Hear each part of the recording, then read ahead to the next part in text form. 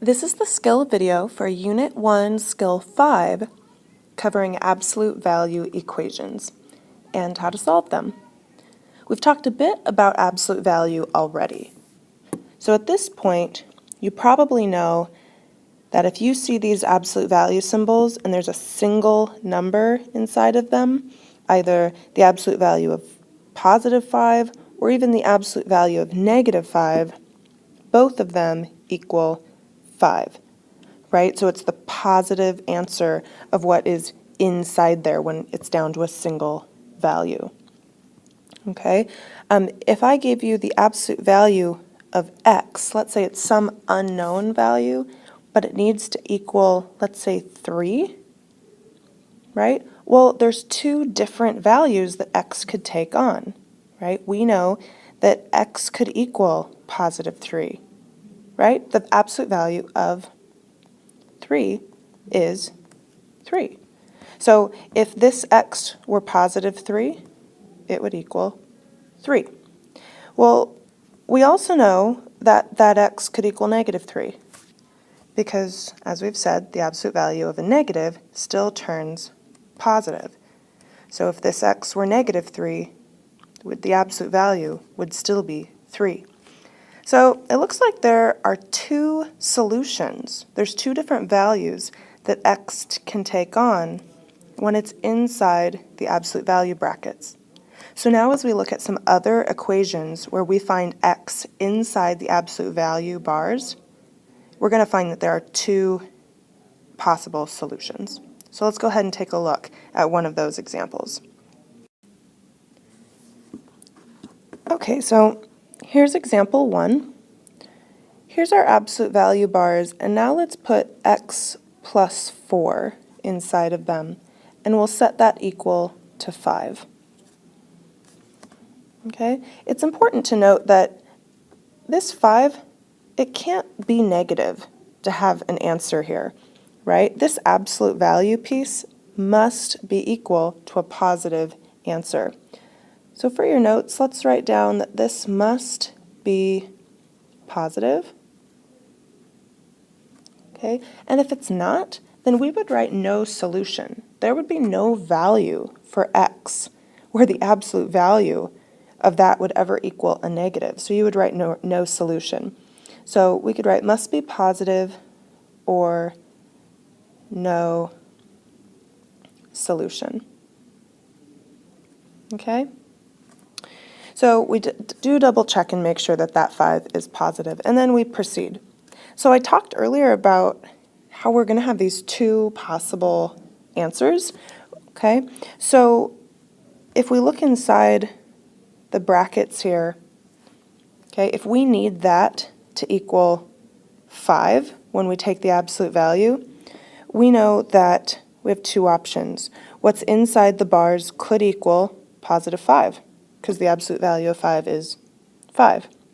Or the other option is that the x plus 4, like whatever's inside those brackets there, it could equal negative 5 because the absolute value is, again, this 5 over here on the right side.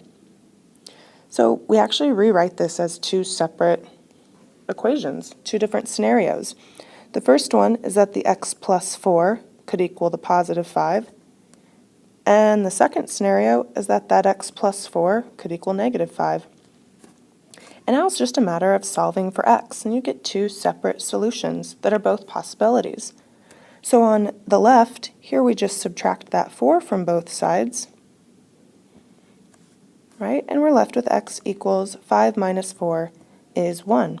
1 is one of our solutions. Notice that if I plug that back into the original equation, we'd have the absolute value of 1 plus 4 should equal 5. And yes, it does, right? Because we get the absolute value of 5 should equal 5, and we know that that is true. So it does check out. And on the right side equation, when we subtract that 4 to get x by itself, this time we get x equals negative 9. And that seems to be our second possible solution. And again, when I check it and I plug it in for x, the absolute value of negative 9 plus 4, that's supposed to equal 5. Well, negative 9 plus 4 is negative 5. And we know that the absolute value of that is positive 5. So again, we've checked. And we do have two possible solutions. Okay, let's go ahead and take a look at another example. Okay, so here's example 2. Inside the absolute value bars, we're going to have 2x minus 1. But we're also going to have a constant term on the outside, minus 3, and set that equal to 4. Now we can't start breaking this into two parts or trying to solve for that x until we have this absolute value piece totally isolated. Okay, we must isolate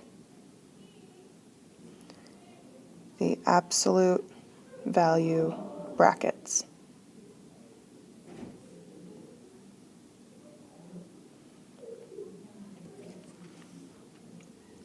Okay, so that does mean the first step, think of it as doing the opposite, right? If you're trying to get this piece alone and there's a subtract 3 after it, we add the 3 to both sides, combining it with its like term on the other.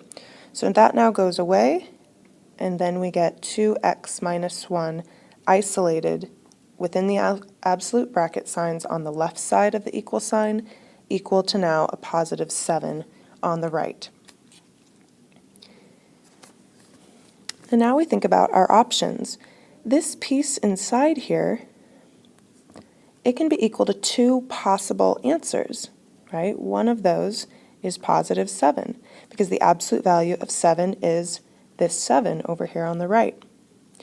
But it could also equal negative 7, right? Because the absolute value of negative 7 is also this 7 over here on the right. So this is where we rewrite as two equations. We take that 2x minus 1, we set it equal to the positive 7.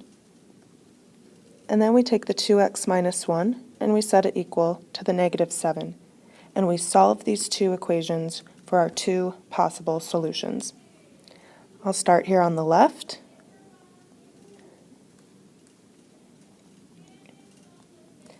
Adding 1 to both sides gives us 2x equal to 8.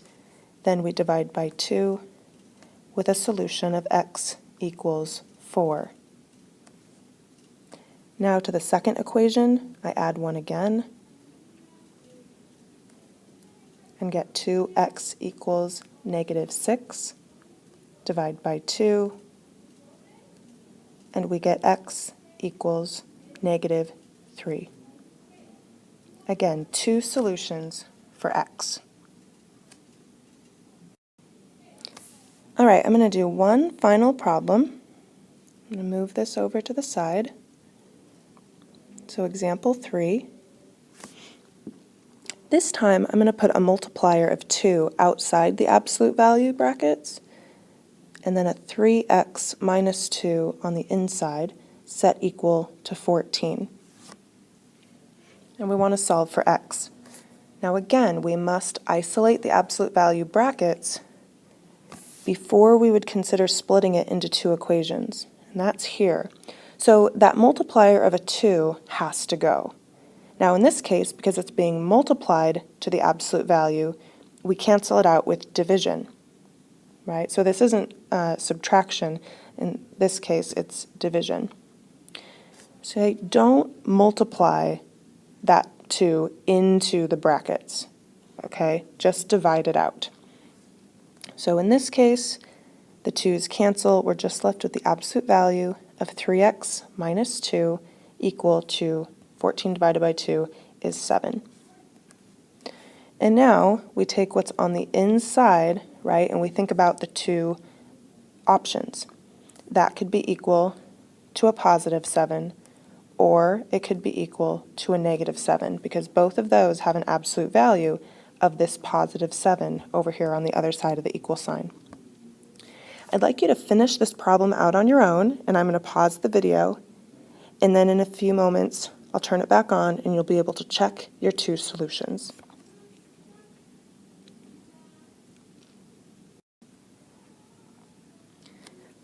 Okay, here are the two solutions for example 3. One is that x equals 3. That's what I got when I set 3x minus 2 equal to positive 7. And then, yes, it is a fraction answer. Some of you may have turned it into a decimal, but when you set 3x minus 2 equal to negative 7, you get that negative 5 divided by 3 at the end, which you can just leave as negative 5/3. Okay? That's totally fine. I like the improper fractions. If you change that to negative 1 and 2/3 as a mixed number, that is also correct. Okay? Or negative 1 point, and that rounds to about 6, 7, right? It's 6 repeating. Okay? So, or negative 1.6 repeating. Those would be good, but I actually really like the improper fraction version as negative 5/3. And that's today's lesson on Skill 5, absolute value equations.